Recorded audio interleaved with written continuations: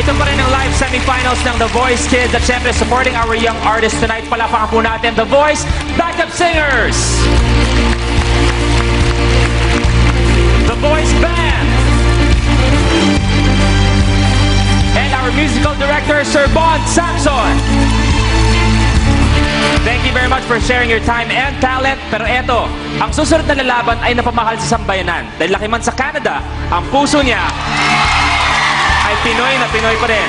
Eto paghahanda na kanyang ginawa.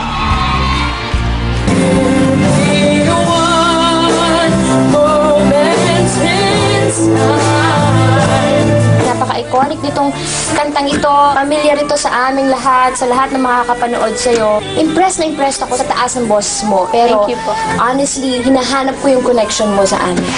Hindi ko po alam na nagsha-sharp ako. Ang technique kasi dyan, talagang damdamin mo yung kanta. Wag yung parang, Ajay, kill the best of me. Parang, wala lang, dumadaan lang. One moment in time, and I'm racing with destiny.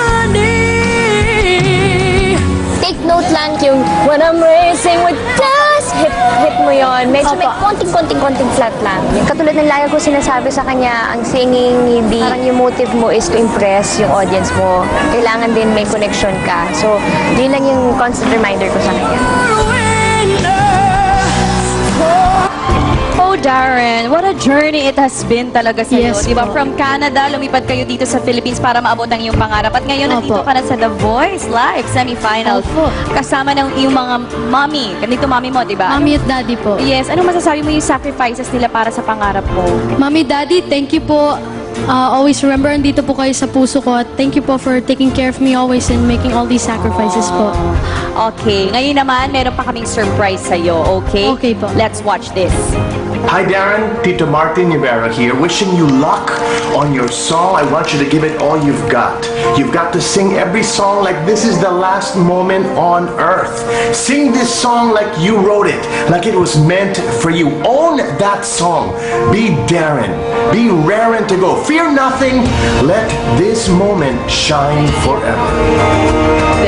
Thank you po. Wow, the Concert King. Opo. Diba? Sabi niya, Tito Martin mo na siya. Anong message mo kay Tito Martin mo?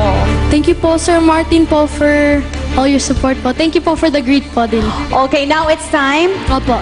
Simulan na uli natin ating journey papuntang stage because ikaw nang aawit, Darren. Good luck!